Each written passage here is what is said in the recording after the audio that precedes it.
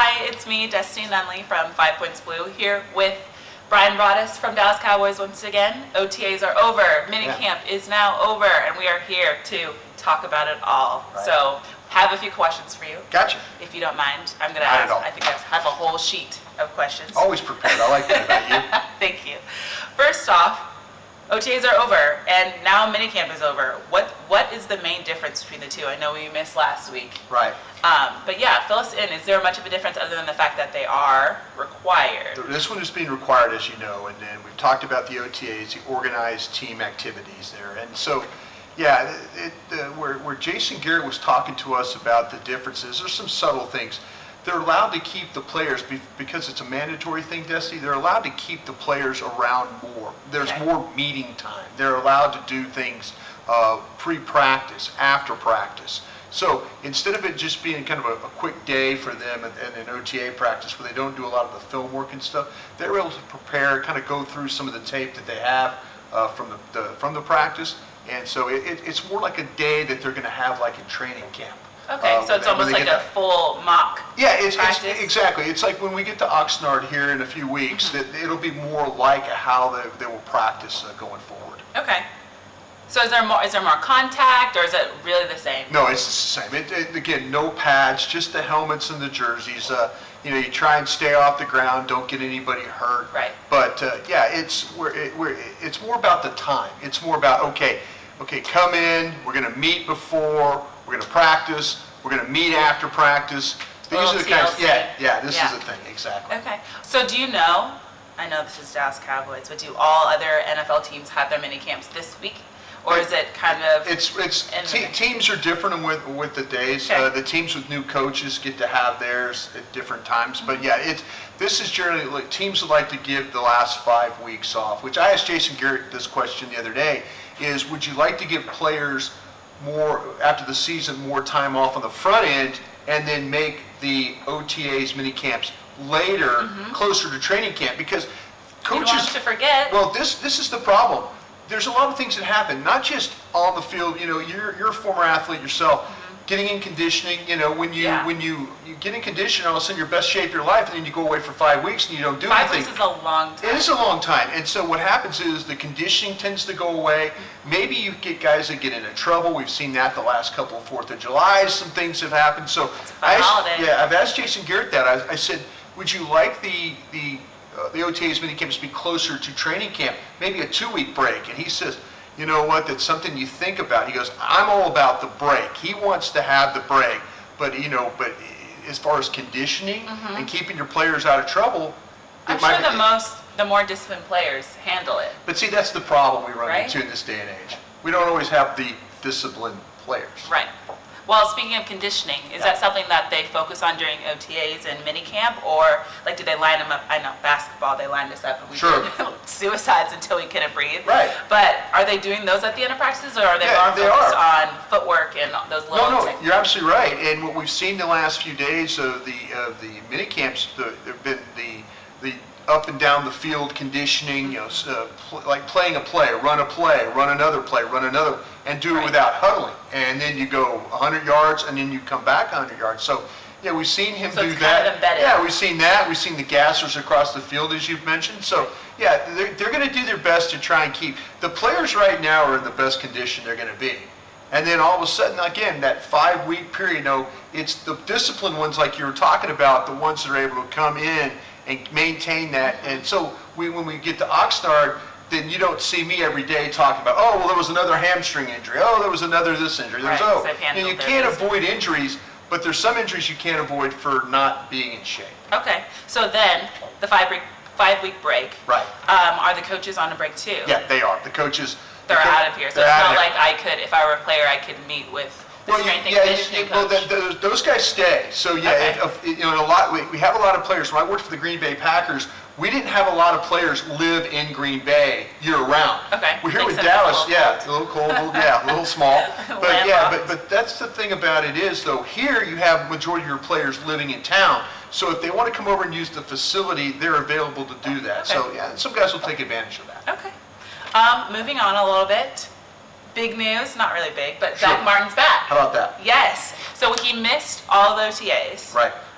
the first 2 days of minicamp he missed? Well, he was here for the mini camps, Okay. didn't miss, Okay. but just didn't practice. He was very close. So we heard on DallasCowboys.com earlier in the week that there was a possibility he was going to sign. They were, crossing T's, dotting I's, and all that. So Right. yeah, it's just a big contract to have to deal with. He's the highest paid guard right now, near $90 million. So yeah, exactly.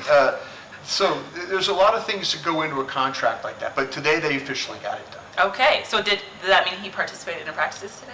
Well, it's funny because on the last day of the minicamp, it was really more about a young guy practice. There were a Okay. lot of young guys that were working. Young They're all guys and rookies, or young guys rookies and the ones that didn't make the roster exactly. before? We have rookies, young guys, practice squad guys, all the guys Okay, that okay. are on the bottom, like the second and third string guys. Now, the first team did some things, Okay. but they didn't feel like they needed to put Zach Martin out there for that. Though when we see Makes Zach sense. Martin, when we get to Oxnard here on July 25th, Zach Martin will be on the field playing at the We right guard. cannot wait. So he's Yeah. had about he'll have about 9 weeks off then? So Yeah, that's a he's- lot of yeah, he's- at-home conditioning. Well, he's been, part of the captain's programs and stuff Okay. like that, so he's good. He just hasn't been doing the football stuff Okay. on the field that we've seen. Trying with to the stay t- safe Yeah, and with the team, healthy. right. Okay, cool. So what does that mean then? Who was starting for him? Kadeem Edwards? Yeah, Kadeem Edwards still during this mini camp was getting, they rotated some guys through there. Kadeem Edwards was involved, Chaz Green, who a lot of people out there know, remember when Chaz Green happened to him in the Atlanta game last year. They're trying to kind of find a spot for him. So, yeah, it's been him, Marcus Martin, so it's nowhere to the level of what we have with Zach Martin, but trying to work some backup guys in there. And Kadeem Edwards has been the one through the camp that's actually looked pretty good. So Okay, keep and an eye on it. do we think that he'll may sneak into that backup? Yeah, you never know. See, that's the thing when I think the position, Destiny, that they might go a little short at Okay. is offensive lineman. Short, you have a certain number of guys when you have your 53-man roster that you maybe say, okay, we're going to go 10 at this position, Like our 8 at this. 3 quarterbacks. Exactly. So if you go an extra quarterback, that means if you go heavy at one position, it means you're going to have to take from another. Right. Offensive line might be one. You think about Cameron Fleming is going to be the swing tackle. Joe Looney's the center guard. But maybe that you get a situation where Kadeem Edwards could be the guy that sneaks in as that 53rd player in your roster. He's inactive every week, but they want him around because if Just something in case. happens, he can use him. Yeah. Yeah. So you said that he kind of took you by surprise.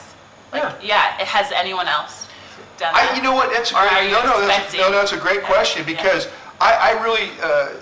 Jihad Ward is a defensive tackle that they got in a trade with the Oakland Raiders here right during the draft for Ryan Switzer. And I've been really impressed with Jihad Ward playing as that defensive tackle. Were you expecting that? Or Well, no, not really, because I had an idea what Jihad Ward was as a player, but as a defensive tackle, he's got the quickness, he's got the power. They've got some issues inside at that defensive tackle spot to begin with. So, with David Irving, what's going on with him, with Malik Collins has got the foot problem, we know what's wrong with him.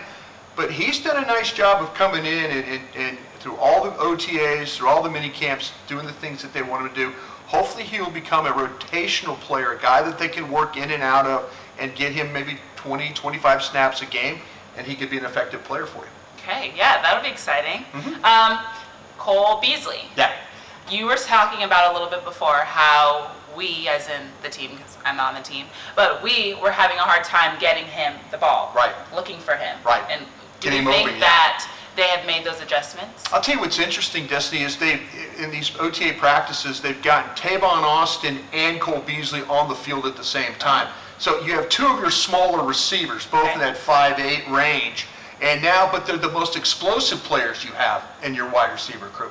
So yeah, and it was fun to watch those guys work because it's like, okay, you take one out, okay, what about the other one? And Cole Beasley, but you're right. If you want to make things Dak friendly, and that's a buzzword that we like to use in the media, make everything Dak friendly, being that anything we can do to help Dak Prescott, get Cole Beasley going again. Yeah. 2 years ago, when this team was really humming along on offense, they were scoring points, winning 13 games, Cole Beasley was the guy doing that. So they're doing things whether to play him on the outside and let him run routes, or play him on the inside, what we call the slot, and let him work inside there. So he's just not a slot player. It looks like they're going to try and work him a little bit on the outside.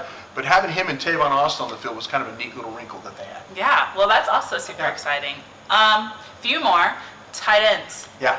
Jeff Swaim still holding that position? Yeah, I think that Jeff Swaim it will come out of this as the starter, but Blake Jarwin is someone that they really, really love. So you think they'll play them almost equally? Yeah, they play what they call 12 personnel, which is one back and two tight ends. So the one and the two, that kind of gives you an idea of the personnel.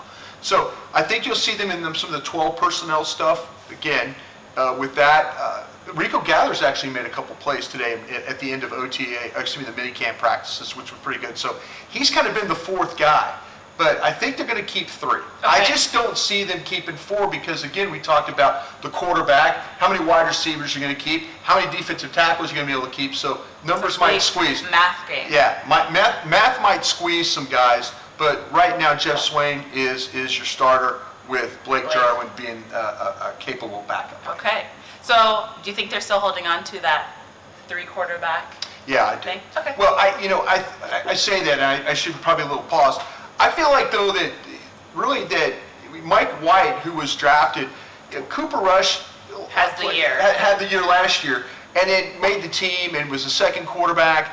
And then he's come out here and he's been a little, I don't know if he's called rattled, okay, but he's been not as accurate. And Scott Linehan, the offensive coordinator, said it yesterday, no, Cooper looks the same. Okay. He's just, when he gets in games, he's a better player. He's a gamer. So we'll see.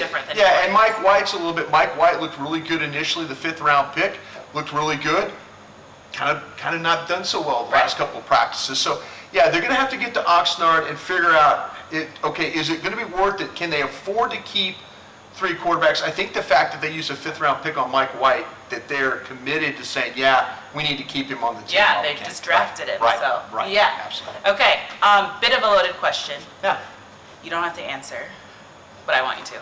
So this time last year, is there any way to tell what the team, we're young. Right. Is there any way to tell what we're going to look like before even going to training camp compared to what we looked like last year at this point? Yeah, you'll be different. Your quarterback will have a year of experience more. He kind of went through a little bit of a rough patch last year. I think that makes him maybe tougher type of guy. You'll have Ezekiel Elliott fall, hopefully. So that's different. Yeah, that's different because there was that 6-game suspension that was hanging over you right there. So that's where you're going to be different. No Des Bryant, no Jason Witten. Right. That's going to be different from being in the red zone. When you get inside the 20-yard line and you're trying to score, is it going to be? Who is going to make up for those balls you threw to Des, the balls you threw to Jason Witten? That's where your team will be different right there. Offensive line should be better with Connor Williams playing at the left guard spot, and then you now have a year of experience with Lyle Collins at right tackle. Right. Offensively, that's all good things. That's good. Defensively, though, you've got the young secondary. You've moved Byron Jones from safety now to corner. Yep. So your team will look different that way. And it'll be Jalen, a year. Do you think he's going to start? Yeah, I think he will. Okay. Now, they didn't draft Leighton Vander Esch in the first round to sit on the bench. Right. They will find some way to put Leighton Vander Esch on the field. But you're right about Smith. That should be a good thing. Sean Lee coming back, hopefully healthy, ready to go. And then the safeties, we kind of need to figure out what's going on with that safety spot. Jeff Heath is going to be one of your starters. It looks like Xavier Woods could be the other one. Could there be something in the works trading for a player there in maybe in Seattle?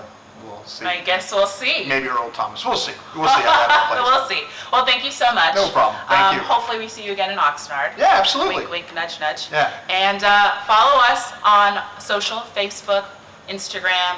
Check up on the site for way more content, and I hope to see you soon. Thanks. Thank you.